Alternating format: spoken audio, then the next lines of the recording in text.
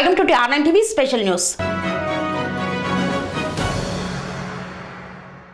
తెలంగాణలో గత ఏడాది నవంబర్లో జరిగిన అసెంబ్లీ ఎన్నికల్లో కాంగ్రెస్ పార్టీ అధికారంలోకి వచ్చింది. అప్పటి వరకు అధికారంలో ఉన్న బీఆర్ఎస్ కేవలం 39 స్థానాలకు పరిమితమైంది.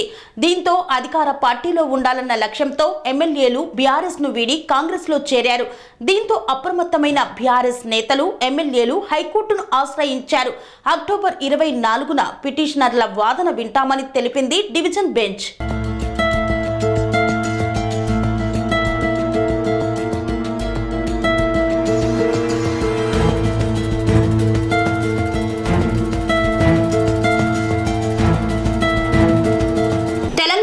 గత ఏడాది నవంబర్లో జరిగిన అసెంబ్లీ ఎన్నికల్లో కాంగ్రెస్ పార్టీ అధికారంలోకి వచ్చింది. దీంతో అధికార పార్టీలో ఉండాలన్న లక్ష్యంతో ఖైరతాబాద్ ఎమ్మెల్యే దానం నాగేందర్ ఎన్నికలు జరిగిన 3 నెలలకే బీఆర్ఎస్ ను వీడి కాంగ్రెస్ లో చేరారు. తర్వాత స్టేషన్ గన్పూర్ ఎమ్మెల్యే కడియం శ్రీహరి, భద్రాచలం ఎమ్మెల్యే తెల్లం వెంకట్రావు కూడా దానం బాటలో నడిచారు. దీంతో బీఆర్ఎస్ శిబిరంలో ఆందోళన మొదలైంది. అప్రమత్తమైన బీఆర్ఎస్ నేతలు ఎమ్మెల్యేలు హైకోర్టును ఆశ్రయించారు. పార్టీ మారిన ఎమ్మెల్యేలను అనర్హులుగా ప్రకటించాలని పాడి కౌశిక్ రెడ్డితో పిటిషన్ వేయించారు. ఇక స్పీకర్ గడ్డం ప్రసాద్ కుమార్ కు కూడా ఫిర్యాదు చేశారు. గత నెలలో ఫిరాయింపు ఎమ్మెల్యేలపై హైకోర్టు కీలక నిర్ణయం ప్రకటించింది. పార్టీ ఫిరాయించిన ఎమ్మెల్యేలపై 4 వారాల్లో విచారణ ప్రారంభించాలని స్పీకర్ కార్యదర్శిని ఆదేశించింది.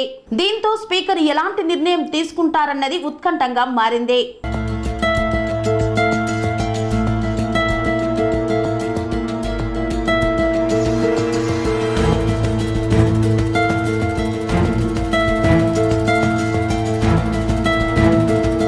బీఆర్ఎస్ నుండి కాంగ్రెస్ లో చేరిన ఎమ్మెల్యే అనర్హత విషయంలో 20 రోజుల క్రితం హైకోర్టు సింగిల్ బెంచ్ ఇచ్చిన తీర్పుపై ఎమ్మెల్యేలు డివిజన్ బెంచ్ ను ఆశ్రయించారు. సింగిల్ బెంచ్ తీర్పుపై స్టే ఇవ్వాలని కోరారు. అయితే హైకోర్టు డివిజన్ బెంచ్ మధ్యంతర ఆదేశాలకు నిరాకరించింది.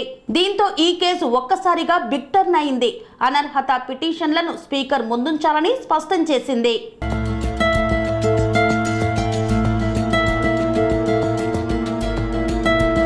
డివిజన్ బెంచ్ స్టేకు నిరాకరించడంతో ఇప్పుడు 3 ఎమ్మెల్యేలు ఏం చేస్తారన్నది చర్చనీయాంశంగా మారింది. మరోవైపు సింగిల్ బెంచ్ గడువు సమీపిస్తోంది. దీంతో స్పీకర్ విచారణ చేపట్టే అవకాశం ఉంది. స్పీకర్ నిర్ణయం కూడా ఎలా ఉంటుంది అన్నది ఉత్కంఠ రేపుతోంది. స్పీకర్ అనర్హత వేటు వేయాల్సి వస్తే బీఆర్ఎస్ నుండి గెలిచిన కాంగ్రెస్ లో చేరిన కడియం శ్రీహరి, తెల్లం వెంకట్రావు, దానం నాగేందర్ పై వేటు పడుతోంది అన్న అభిప్రాయం వ్యక్తమవుతోంది. అయితే అక్టోబర్ 24న పిటిషనర్ల వాదనలు వింటామని డివిజన్ బెంచ్ స్పష్టం చేయడం కాస్త ఊరటనిచ్చే అంశం. స్వామి బోధానంద గోసేవ ఆశ్రమం సైథాపూర్. జ్యోతిష్యం, వాస్తుశాస్త్రం మన పూర్వీకులు మనకిచ్చిన వరం. దుర్గాదేవి, కాలభైరవ ఉపాసనతో వాక్సిద్ధి పొందిన శ్రీ శ్రీ బోధానందగిరి స్వామివారు మీకు ఎలాంటి సమస్యలున్నా, వాటిలో ముఖ్యంగా ధన నష్టం, ఆరోగ్య నష్టం, భార్యాభర్తల మధ్య గొడవలు, ప్రేమించుకున్న వారు దూరం అవడం, ఎన్ని సంబంధాలు వచ్చినా పెళ్లి ముడి పడకపోవడం, రోడ్డు ప్రమాదాలు, అప్పుల బాధలు, వ్యవసాయంలో నష్టాలు, పెద్దల మాట పిల్లలు వినకపోవడం, ఆరోగ్య శాంతి, గృహశాంతి, మనశ్శాంతి లేకపోవడం, ఇలాంటి సమస్యలు ఉన్నట్లయితే ఒక్కసారి స్వామీజీని కలవండి. మీ సమస్యలకు తగిన పరిష్కారాన్ని పొందండి. అంతేకాక అన్ని రకాల వ్యాధులకు గోపంచకవ్య మరియు మూలికా వైద్యం చేయబడును. నమ్మకంతో రండి, ఆయురారోగ్యాలతో వర్ధిల్లండి.